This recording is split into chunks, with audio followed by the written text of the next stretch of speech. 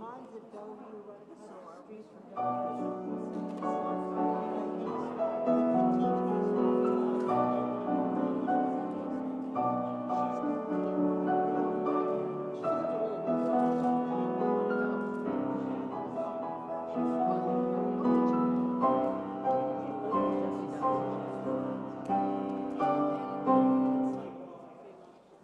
So happy you came to join us this morning.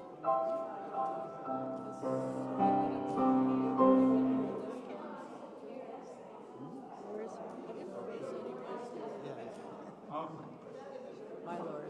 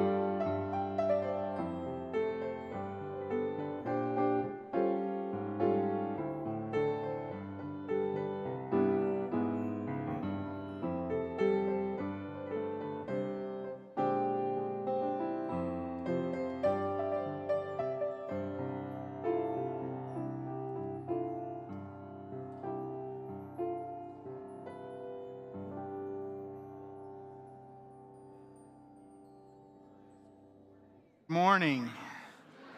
All right. Welcome to the Mount Vernon Unitarian Church, a welcoming community for seekers of all types. My name is Reverend Ian White-Marr, and I'd love to extend a special welcome to everyone who's joining us today for the first time or your first couple of times.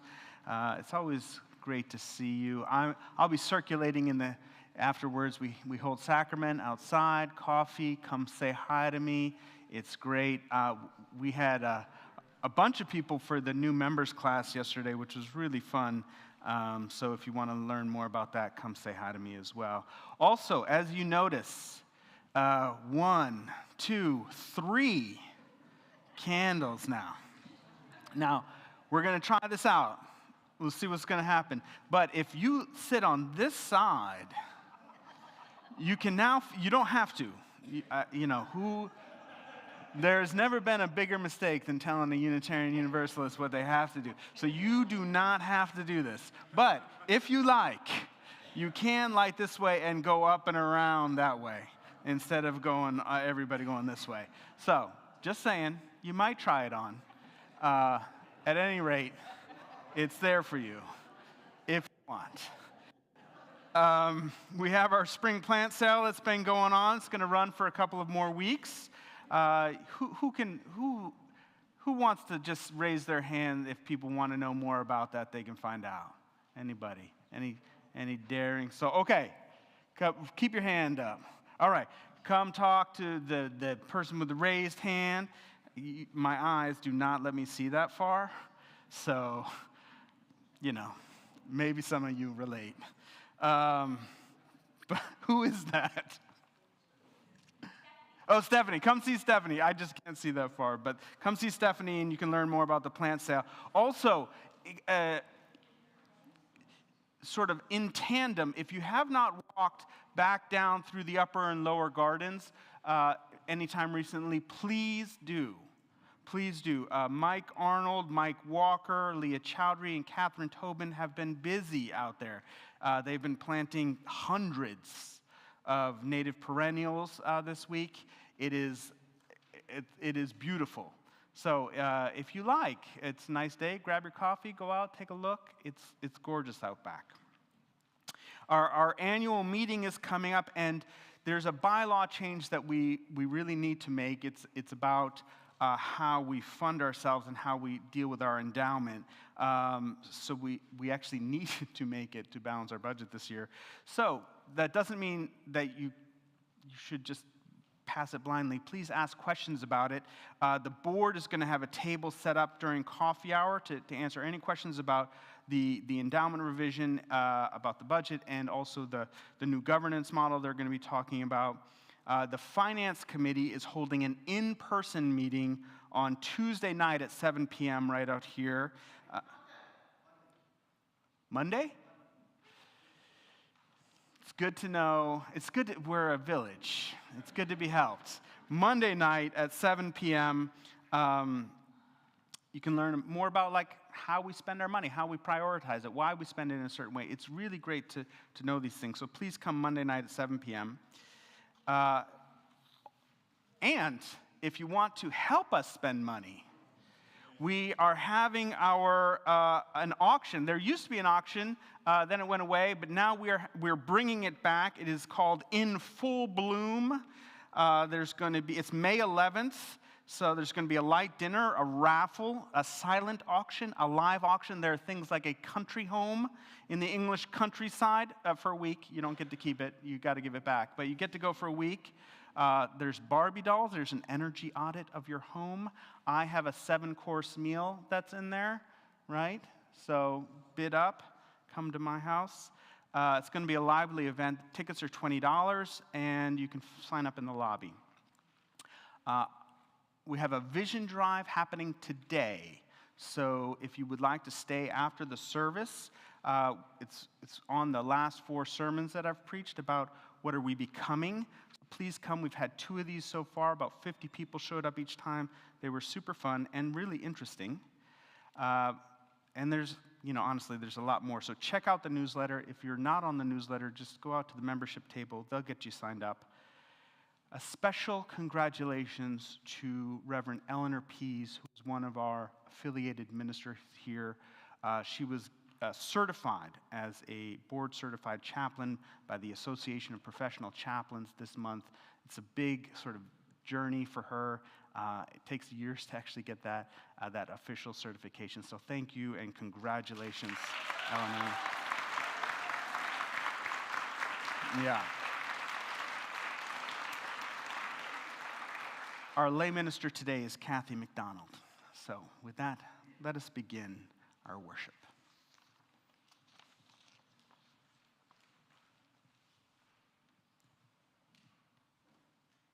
Oh, I guess not. I think these are reversed. Can we do the introit? Is that possible?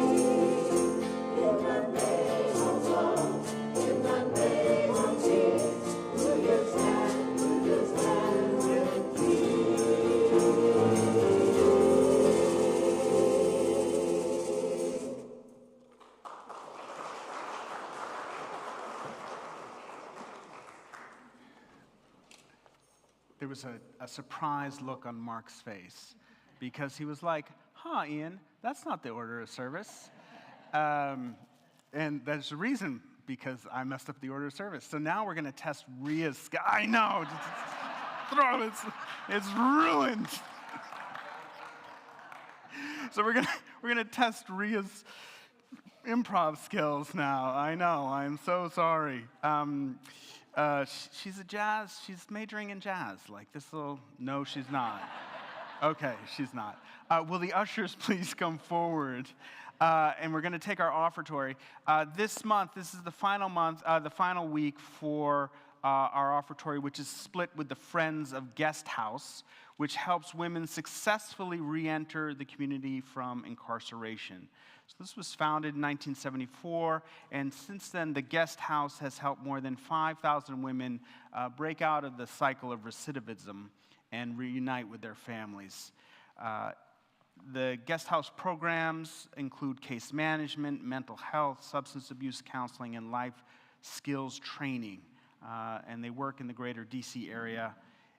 It's one of those programs that we really love to support here. So thank you so much for your generous support. And Rhea, I apologize in advance, but if you could play something while we do it. Thank you.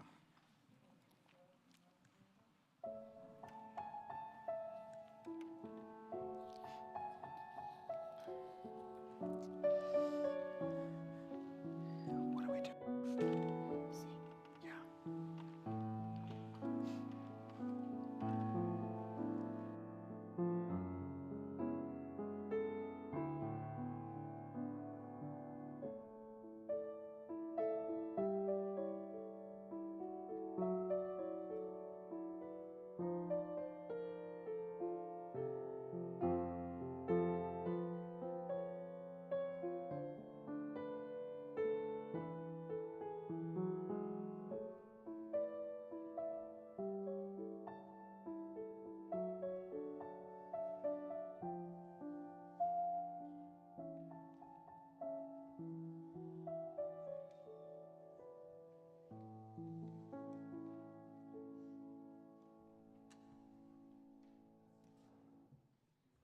I'll do this. That's a pro. Amazing. Please join in singing 168, One More Step. Please rise as you're willing and able. One more step, 168. Like a new book.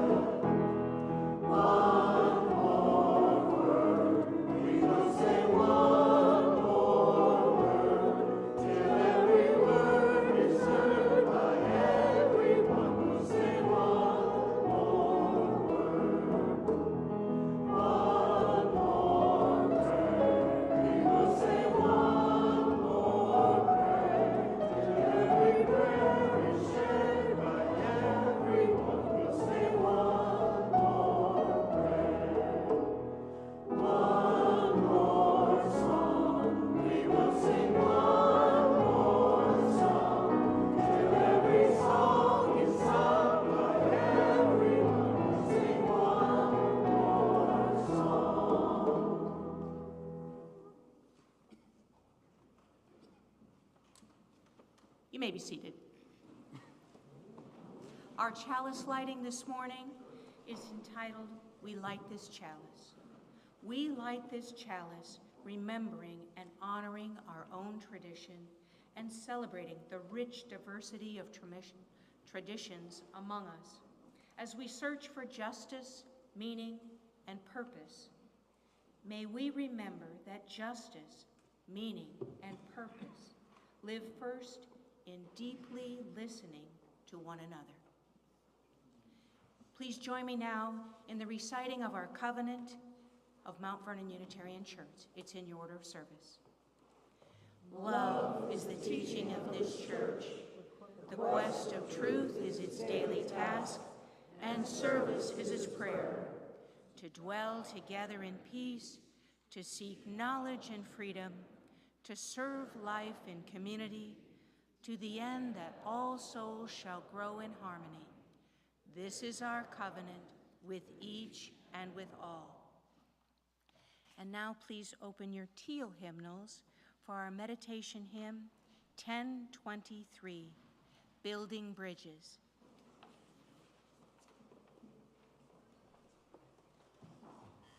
This is a round, and I I think we'll try it as a round today. We're feeling adventurous. So 2 times through as it's written, and then I'd like the sopranos and altos, or ladies' voices, to sing, and then I'll bring the tenors and basses, or the men's voices, lower voices in after that. It works.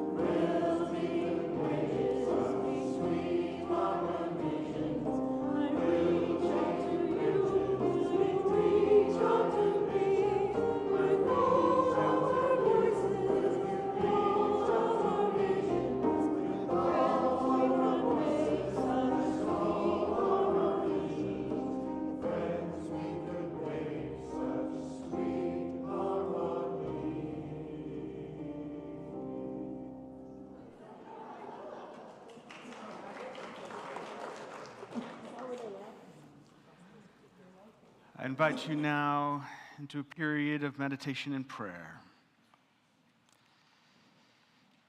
Perhaps you can lay the papers aside and the hymnals to your side. Rest them in your lap. Just find a comfortable space. Connect with your breath. Allow everything to be just as it is. All of the little sounds, the ones overhead, the ones in the room. Everything is just here. Unified experience.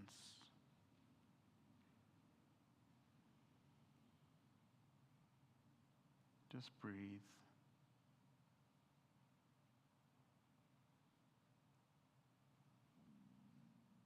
And if you're willing, perhaps there is something rising within you as we go into spring, as we walk through Passover, as we think about who we are becoming.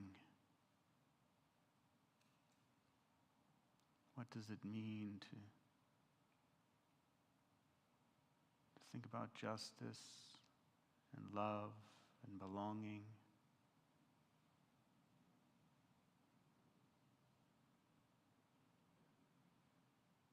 What's rising for you?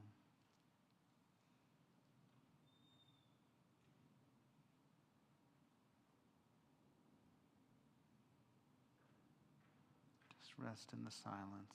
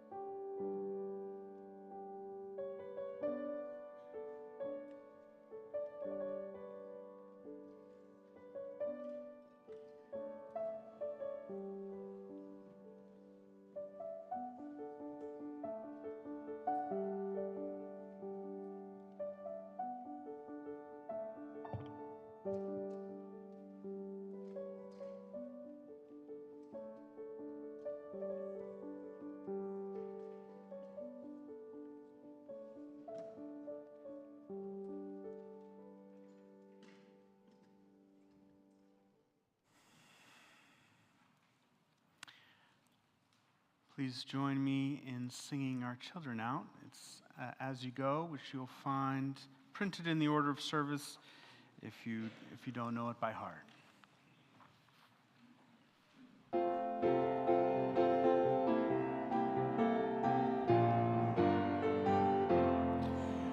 We hold you in our love as you go, as you go.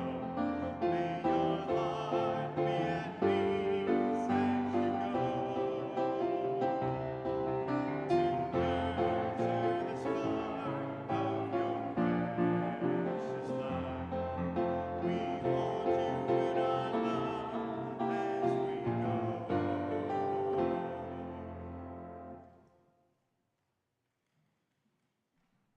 My granddaughter asked if she could look in the chest in the corner of my bedroom. Among the dusty items, we found keepsakes from my childhood, an old Polaroid camera, a Girl Scout sash with pins and buttons attached, an old photo album, and one item of particular interest, a diary. The binding separated, yellow pages falling out, clearly showing its age of over 50 years. I wondered what entries my 12-year-old self might have written. Deciphering a pre-adolescent scrawl, I read, "I went to a play with Camille tonight, a story called Uncle Tom's Cabin." We all know Harriet Beecher Stowe's Uncle Tom's Cabin, the mid-1800s classic novel that portrays the realities of slavery. The entry continued, "I'm going to miss Camille when she leaves." Snippets of memories of that time begin to return. I remember when Camille moved. She was the daughter of the minister of my church at the time. As I recall, her father wasn't on my dad's list of favorite ministers. Thinking back to that time, I recall Pastor Martin was probably a little progressive for my father's liking. I wonder now if his progressive leanings contributed to me having this opportunity to see the play. It was somewhat out of character with my upbringing to be allowed to attend an event with such liberal content. This was the Deep South, southern Alabama, where Mississippi is a stone's throw to the west and Georgia to the east. As I continued to read the diary, it was evident the theme of the play made an impression on me. The diary entry continued. I liked the play. This was the first time I ever felt sorry for Negroes. Of course, using the term Negroes was considered more polite than the term commonly used during my childhood. Now, from my current perspective, it's evident that the story had a profound effect on me. Seeing a performance, its content, highlighting the realities of slavery in the Deep South, resonating with me, prompting reflection on the societal beliefs I was being taught. I grew up during the 60s and 70s in southern Alabama during integration of the public schools. The prevailing attitude of those in my family was that the mixing of the races would negatively impact my educational experience. As the time came for me to enter high school, I wanted to play in the marching band as my brother had before me. The black high school, which combined with our school, was known for its dedicated band members. I began to wonder how my participation in band was going to work out, considering my father's attitude about integration. However, I felt there was no reason to not join, so I forged ahead. What I experienced was quite different than I was told to expect. The difference in the color of our skin did not affect the camaraderie we had. We gathered to play our instruments and practice marching routines to prepare for our halftime performance at Friday night's football game. This opportunity provided me with the chance to build relationships, to begin to push aside the feelings I was expected to feel. I now realize this was a pivotal time in my life as my views around race began to evolve. A 12-year-old sits cross-legged on the bed, holding her diary, pen in hand, contemplating the experiences of her day, not realizing where those experiences might take her, but would one day look back, thankful for the opportunities that allowed her to see the world through a broader lens.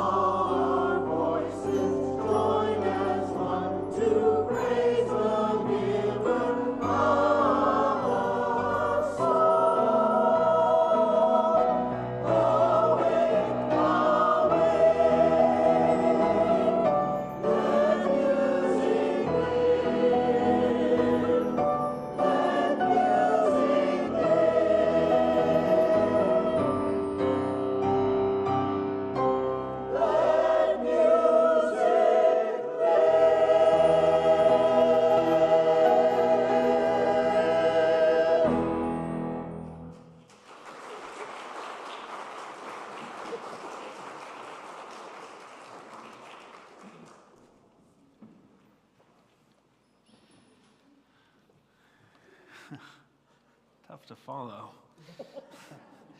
Last Sunday, we talked about how the leaders of the confessing church didn't really understand the moment that they were in when it was happening.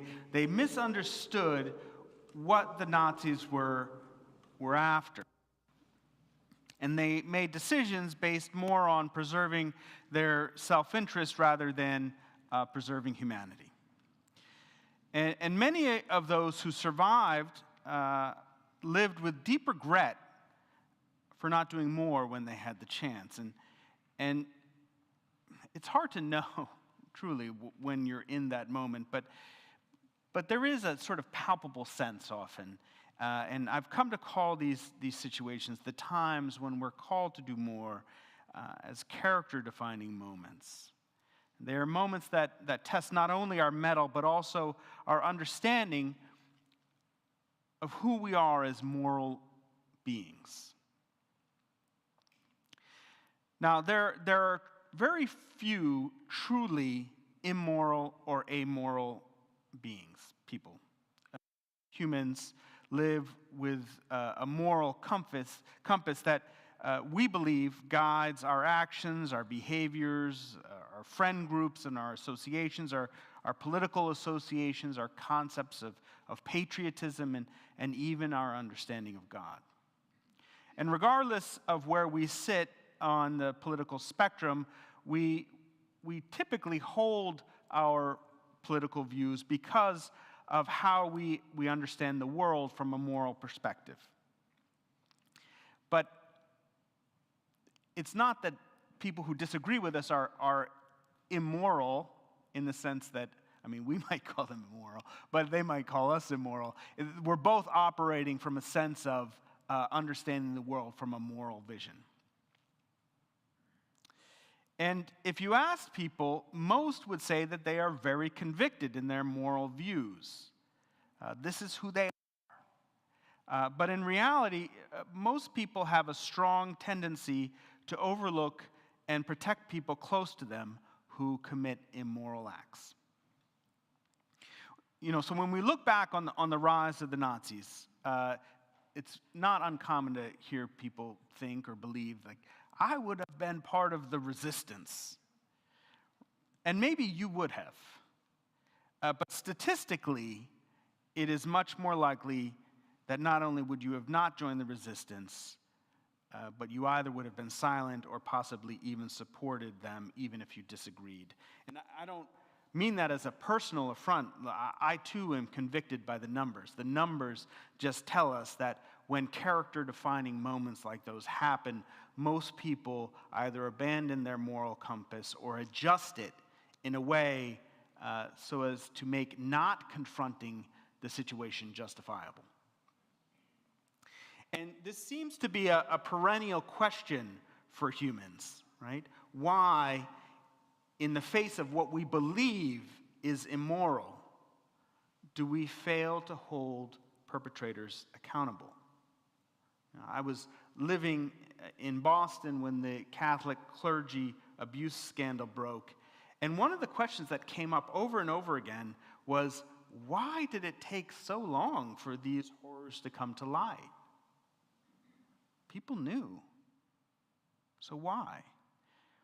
And regardless of where you are on the political spectrum, we all agree that sexually abusing children is wrong in the abstract, at least it's absolutely immoral.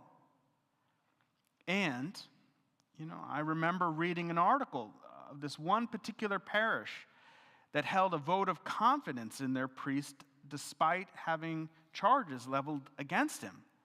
And the result was nearly unanimous. And the article actually stood out to me not because of the vote, but because there was a member of that congregation who happened to be a police officer who had worked with abused children. And he stood up in the middle of the congregation and he started berating them, calling them out for their moral failure. But ultimately, what happened is he no longer felt welcome at that church and he left. And it's easy to judge from a distance. Truly, it's easy to judge from a distance. Right? It perhaps shouldn't surprise us. If anything, we know that it is more uncommon than common for people like Harvey Weinstein or Bill Cosby or Larry Nassar to be held accountable. Right? What these men were doing was known, if not by the general public, by people close to them. And those people who were close to them refused to act. And it seems that it is our familiarity with perpetrators that keeps us from following our moral compass. In 2019, a paper was published in the Personality and Social Psychology Bulletin called Punish or Protect: How Close Relationships Shape Responses to Moral Violations. And it explored why people have, on the one hand, a fundamental tendency to condemn and punish acts that cause harm to others as highly immoral, yet on the other hand, have a fundamental tendency to look out for the welfare of close others when they engage in immoral acts. Now, close others is the term that the authors chose to represent people that we are familiar with. So it includes family, it includes friends, work associates, clergy, etc. They weren't studying why we're so adamant about holding strangers accountable for moral violations, but rather why we don't maintain these moral boundaries when it comes to people who are close to us. The authors found three compelling reasons: self-interest, loyalty, and harm. Now, speaking specifically, people had more self-interest to protect the perpetrator when this individual was close compared to distant, and in contrast, more self-interest to punish the perpetrator when this individual was a distant other compared to a close other.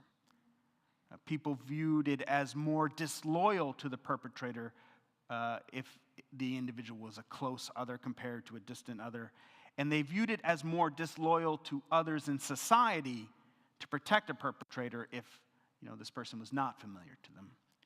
And finally, they believed that it would harm the perpetrator if there was a decision to punish them compared to a distant other. And they reported that it would harm others in society more if the perpetrator was unknown. Right? Now, this isn't really hard to understand. We look at the news and we see people who do illegal things, and we believe that they should be punished. Right? But when it comes to family, very close work associates, members of a church community, we often encounter a concern over preserving the relationship. And it's this closeness of our relationship that actually shapes our moral judgments. One of the examples that was given in the paper is if a brother commits burglary, this act is perceived as less immoral than if it were committed by the mailman.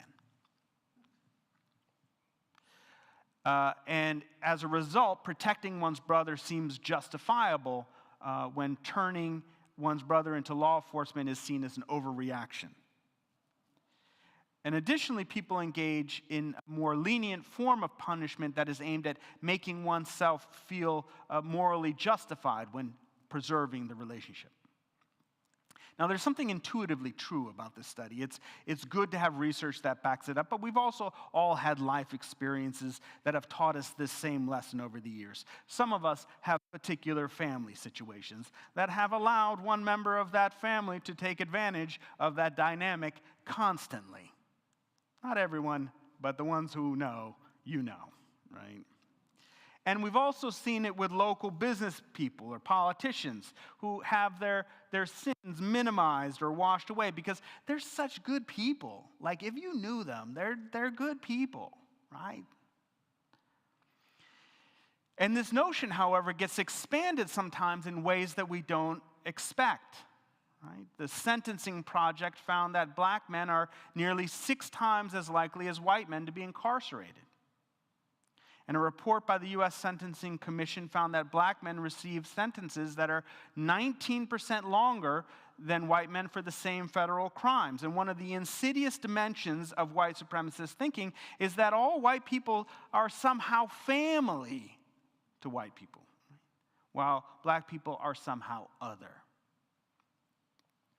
And one of the issues with holding a firm moral line is that there are people who are close to us, people who we know that love their children and they love their dogs, and we've seen them be kind and helpful, but nevertheless engage in behaviors that are not good for society. And the complexity of the relationship keeps us from doing what in a more antiseptic space we would believe to be right. Why did people not stand up to the Nazis when the moment came? Well, first of all, it wasn't just a moment that arrived, right? It was many moments that built up.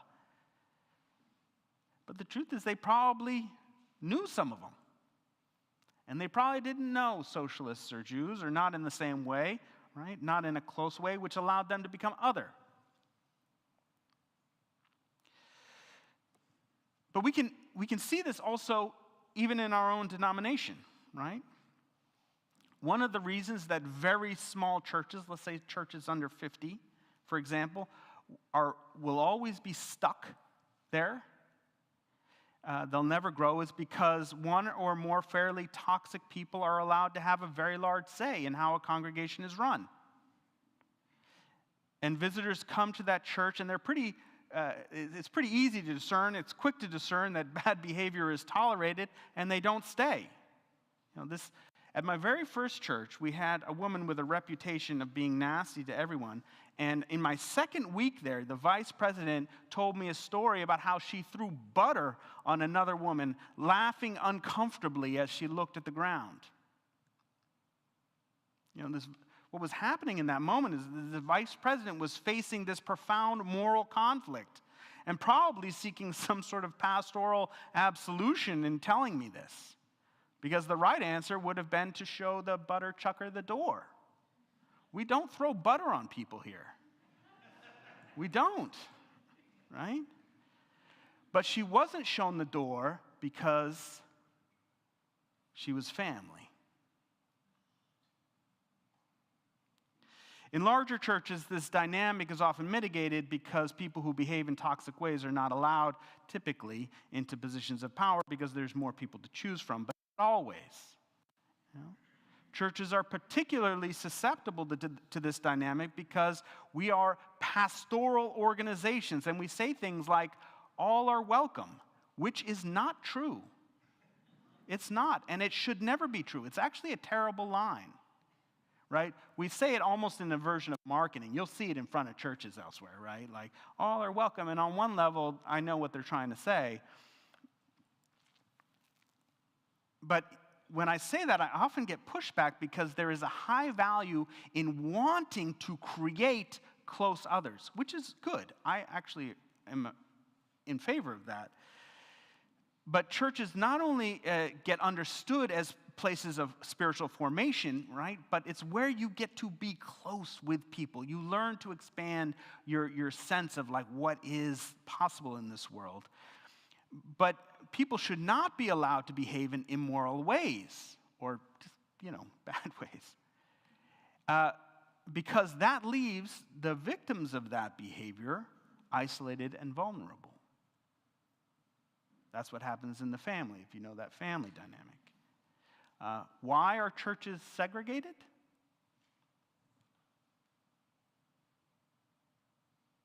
Why are churches segregated?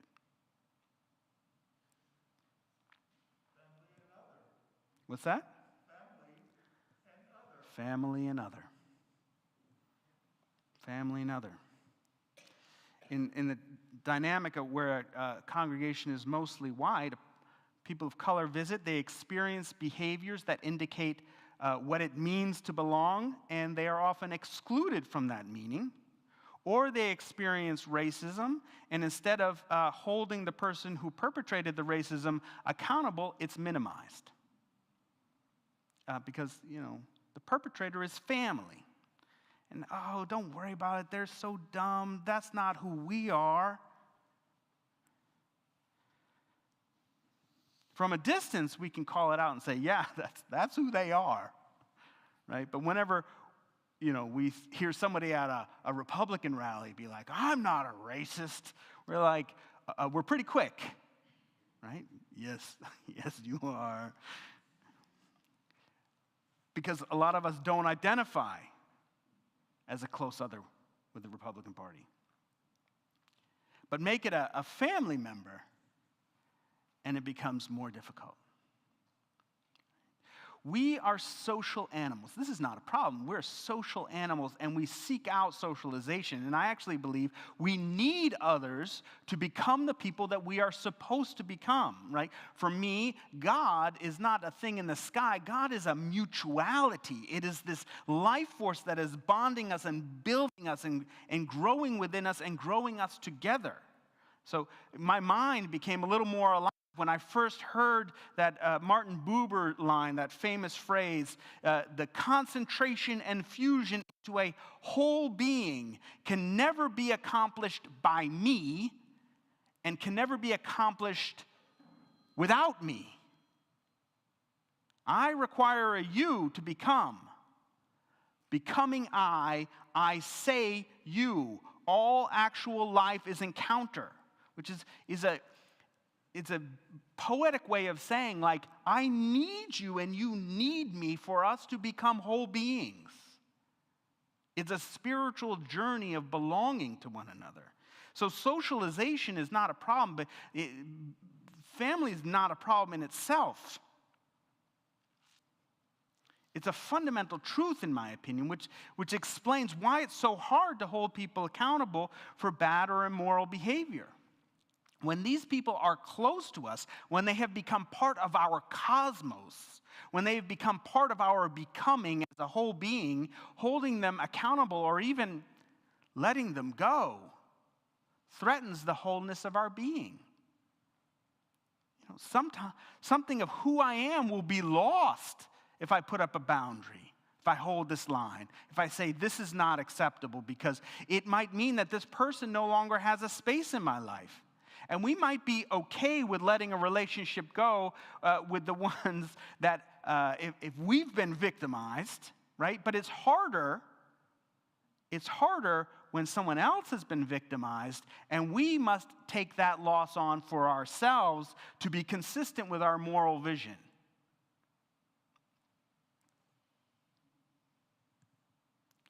Glenn has been victimized by Mark, which doesn't happen. I'm just using you guys as examples. Doesn't happen. But it's harder for me to hold the line because I don't want to lose Mark.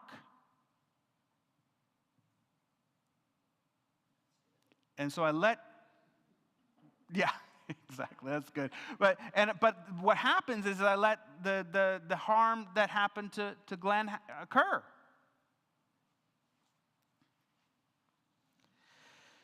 The conclusion of the article was, in my opinion, kind of weak, because there isn't really a solution. Like, they had to sort of come with a solution, but, the solution, we all know what the solution is, right? It was not revolutionary. It's establish objective moral standards that should take precedence over relational ones, and to introduce what seems like a meditative practice of self-distancing when evaluating serious transgressions. I don't disagree with this. Like, these are good suggestions. They're hardly new ones. This is the whole concept of the justice system. There's a moral standard, right, by which everyone is evaluated, and then there's a judge who's trained to be impartial and guided by self-distancing. And yet the numbers tell us that this doesn't always work. In fact, they tell us that it doesn't work. Not really. Is it better than when we were judged by a clan leader? Yes, it is. The son of the clan leader always got away with it. So it's better. It's better than it was, but obviously it's a constant reminder that as social beings, this is what we do. There's something intrinsic to how we make meaning because we understand the cosmos through the relationships we have. The Nazis did not become the Nazis overnight, just like we did not end up with this Supreme Court overnight. Not overnight, we didn't. No. This has been coming for a long time, right? And we probably have our own unique understanding of how we got to this moment in history. And you might say that it's Roe v. Wade that sort of triggered the response, or maybe it was the burning of Atlanta in the Civil War, or maybe it was just the arrival of Columbus. And you're like, this is when it happened. For me, when I think about it, because it's arbitrary where you put the point on the paper, but I always think about it as Brown versus Board of Education. Right? Public schools are a great opportunity to help all Americans to understand themselves as family. But the people who did not want us to understand ourselves as family have systematically attacked that system, have attacked teachers, have attacked the premise of a unified story that included all of us. And we are now reaping a whirlwind of something of these, 70 years of assault.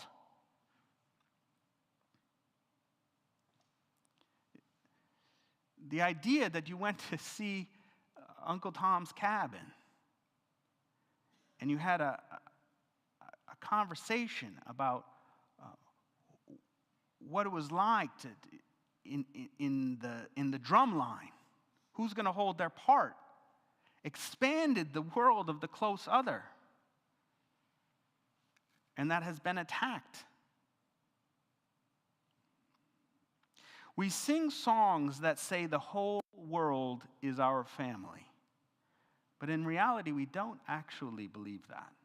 We might want to believe that, but we don't it yet. Not yet.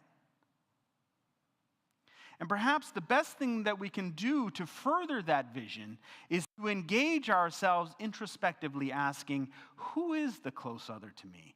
And conversely, who is not? For a month, we've been circling around this idea of who we are becoming, because we are always becoming something. But are we conscious of who we are becoming? Right? This church is a microcosm of the world. And what we want to see out there, first we have to see it here. If we want a healthier world, we must investigate what defines our understanding of who is part of the family and expanding it, and prioritizing creating safe spaces. And this means even if we aren't the ones who are victimized, we must be willing to risk the relationship to ensure their safety. Sometimes people interpret this as meaning that everyone gets to define what's safe, and that's not true. Right? The woman who threw butter at my first congregation, when people finally decided to hold her accountable, she protested that the other members of the congregation were making it unsafe for her. Seriously, that's just manipulation. And manipulative people exist everywhere. That's not, it's not unique to UUs. But they're everywhere. But expanding the concept of who is in the family does not mean that all are welcome. That's actually the sure way to end up with a toxic system. Right? Objective standards are a chimera that have died with modernism. Right? We still cling to that idea, hoping that somewhere there will be a standard that we can just hold ourselves to. But we know now to understand that there are no real objective standards. But this doesn't mean that we can't seek to collectively define healthy ways of being together. We should do that. We won't succeed 100% of the time. But we can call ourselves back, holding on to the idea that we are becoming something. We are always becoming something. Who do we want to become? Amen.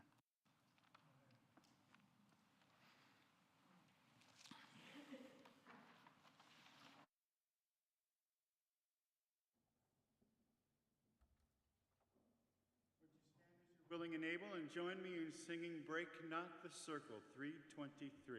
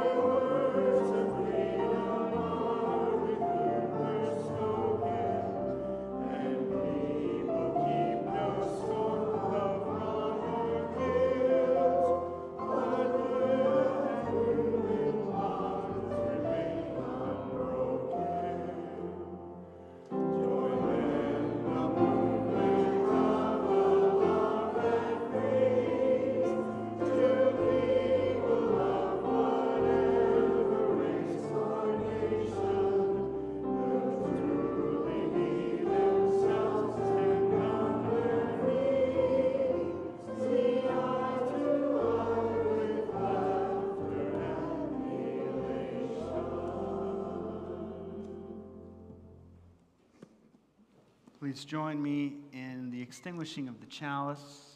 It's printed in the back of the hymnal. Oh, it's not printed in the back of the hymnal. For those of us who don't know it, just listen along. Extinguish this flame by not the light of truth, the warmth of community, or the fire of commitment. These we carry in our hearts until we are together again.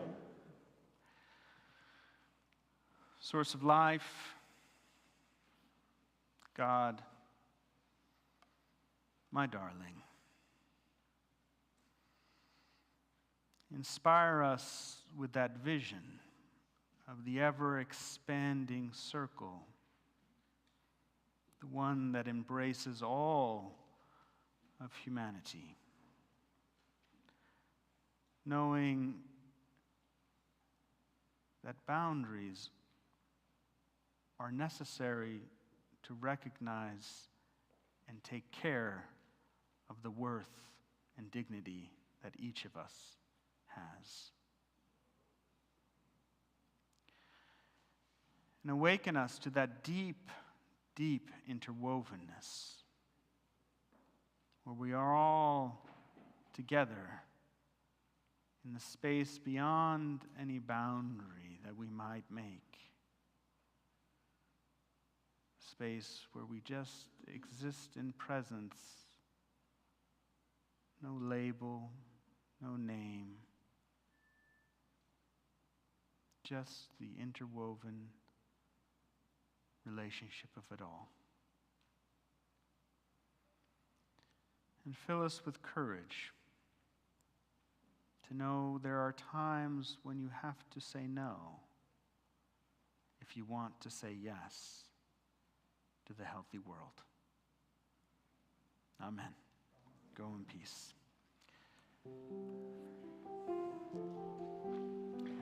Thank you so much to the Porchos, to Mia, Ria, to Mark, the choir, to our ushers. Thank you to Kathy McDonald, to Becky Brandt, to our AV crew, to everyone who joined us online. Thank you so much for coming today.